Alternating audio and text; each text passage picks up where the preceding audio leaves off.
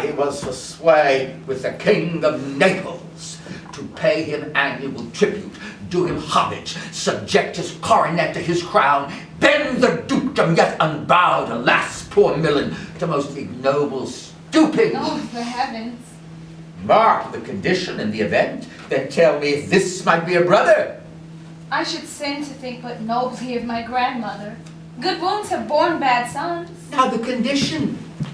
This King of Naples, being an enemy inveterate, hearkens my brother's suit, which was, that in the lieu of the premises of homage, and I know not how much tribute, should presently extirpate me and mine out of the dukedom, and confer fair Millen with all the honours on my brother. Whereon a treacherous army levied, one midnight, fated for the purpose, did Antonio open the gates of Millen, and in the dead of darkness the ministers for the purpose hurried thence, me and thy crying self. Alack, for pity! I, not remembering how I cried out then, will cry it o'er again. It is a hint that brings mine eyes to it. Hear a little further, and then I'll bring you to the present business which now is upon, without the which this story were most impertinent. Wherefore did they not that hour destroy us? Well demanded, wench, my tale provokes that question. Dear they durst not, so dear the love my people bore me, nor set a mark so bloody on the business, but with colours fairer painted their foul ends.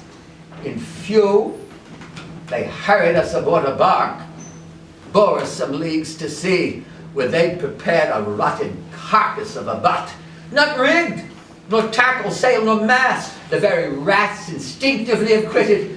There they hoist us, to cry to the sea that roared to us, to sigh to the winds whose pity sighing back again did us but loving wrong. Oh, alack, what trouble was I then to you? Oh, cherubim thou wast, that did preserve me, that did smile infused with a fortitude from heaven, when I have decked the sea with drops full salt under my burden groan, that gave an undergoing stomach to bear up against what should ensue. How came we ashore? By providence divine, some food we had and some fresh water, that a noble Neapolitan, Gonzalo, and his charity, and then being appointed master of the design he'd give us, along with rich garments, linen, stuffs, accessories, which since have steadied much, so of his gentleness, knowing I loved my books, he furnished me from my own library with volumes I prize above my dukedom. Oh, what I might but ever see that man. Now I arise. Sit still.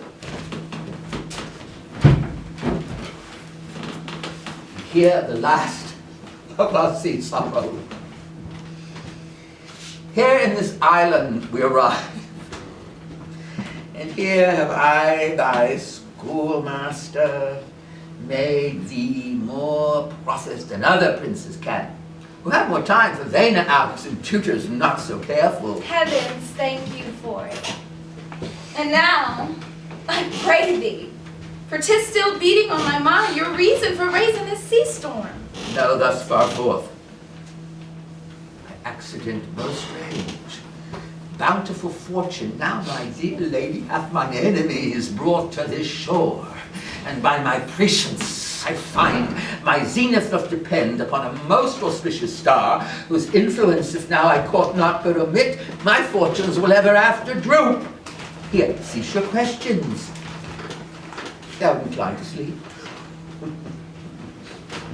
'Tis a good dullness. Give it way. I know that cannot choose.